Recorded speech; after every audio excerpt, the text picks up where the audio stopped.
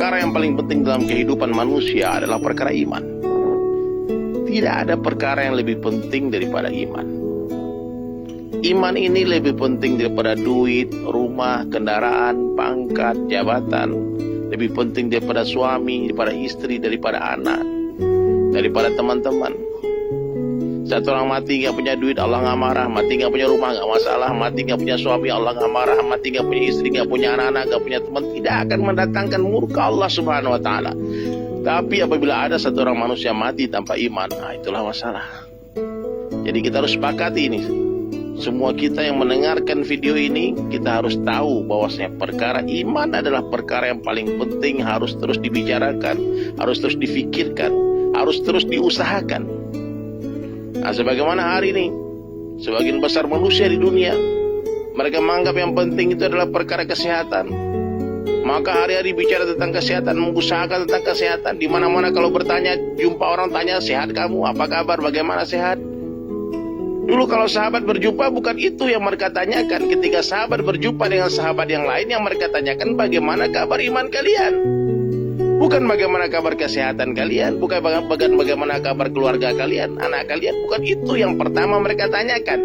Tapi ketika sahabat berjumpa dengan sahabat yang lain, apa yang mereka tanyakan? Bagaimana imanmu? Mari kita beriman sesaat. Mari kita tingkatkan iman kita. Kalau Nabi SAW berjumpa dengan sahabat juga begitu, menanyakan bagaimana imanmu, apa hakikat, apa bukti kamu beriman. Itu yang Nabi tanyakan. Nah, ini perlu kita perbaiki, sahabat-sahabat SAS dimanapun kalian berada ya. Perlu kita perbaiki. Apa yang kita perbaiki? Nah, bahwasanya pembicaraan, perkataan, perbuatan yang paling penting, urgensi yang pertama, yang utama yang kita tanyakan, kita bicarakan, pikirkan adalah tentang iman. Karena iman adalah syarat kita masuk surga, itu iman. Kalau amal-amal itu hanya menentukan level kita di dalam surga. Tapi iman yang bercampur dengan kesyirikan, Allah tidak akan terima. Sebagaimana kita tidak mau menerima minyak bercampur dengan air. Sebagaimana kita semua tidak mau menerima beras bercampur dengan pasir. Allah subhanahu wa ta'ala pun tidak akan menerima iman yang bercampur dengan kesyirikan. Terus bagaimana dong? Orang syirik itu bagaimana? Orang syirik bukanlah orang yang tidak percaya kepada Allah. Dia percaya kepada Allah, namun dia sekutukan Allah dengan ghairullah. Menyekutukan Allah dengan selain Allah, itulah syirik. Kalau orang tidak percaya kepada Allah, kafir dia. Jelas dia.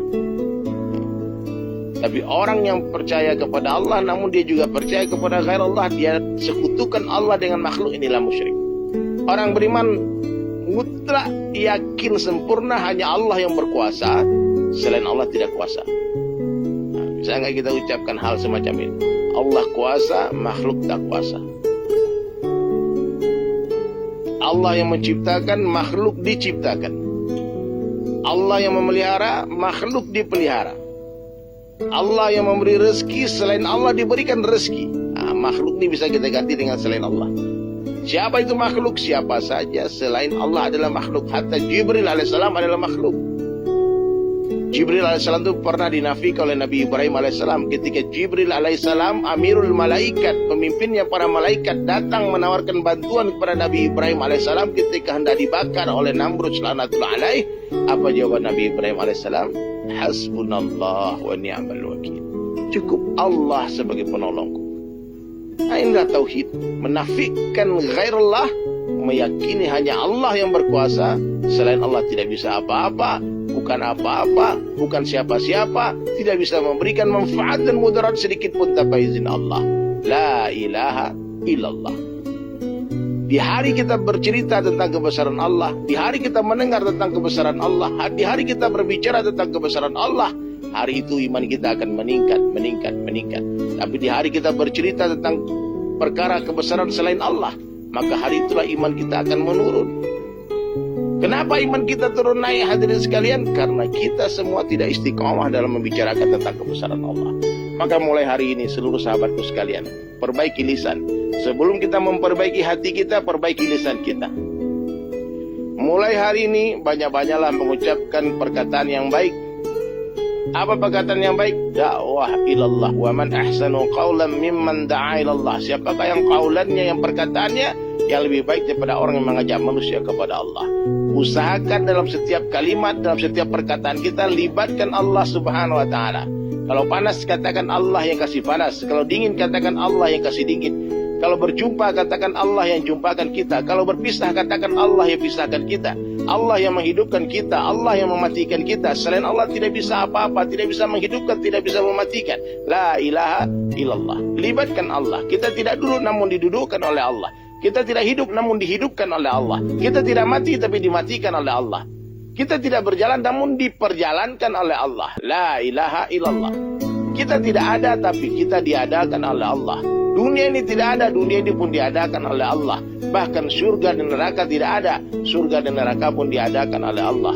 Allah Subhanahu wa Ta'ala itu ada sebelum seluruh makhluknya ada, dan Allah Subhanahu wa Ta'ala akan tetap ada setelah seluruh makhluknya sudah tidak ada.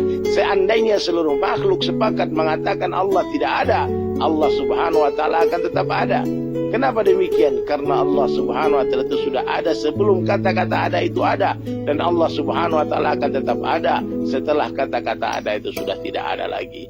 La mawjud illallah, la ilaha illallah. Renungkan muzakarah singkat ini. Penuhi hati dengan kebesaran Allah. Ingat, hati seperti singgasana. Siapa saja yang dulu di sana akan menjadi raja. Siapa yang tidak mau menghambakan dirinya kepada Allah, dia pasti akan menjadi hamba selain Allah. Siapa yang tidak mau menghambakan diri kepada Allah, maka dia akan menjadi hamba selain Allah. Maka takutlah hanya kepada Allah Ta'ala saja. Cintailah Allah Ta'ala melebihi segala-galanya. Siapa yang berangkat meninggalkan dunia dalam keadaan hati mencintai Allah dan Rasulnya melebihi siapapun termasuk dirinya sendiri, maka itulah kejayaan, itulah kesuksesan yang besar, itulah keagungan yang besar. Maka banyak-banyaklah ucapkan la ilaha illallah.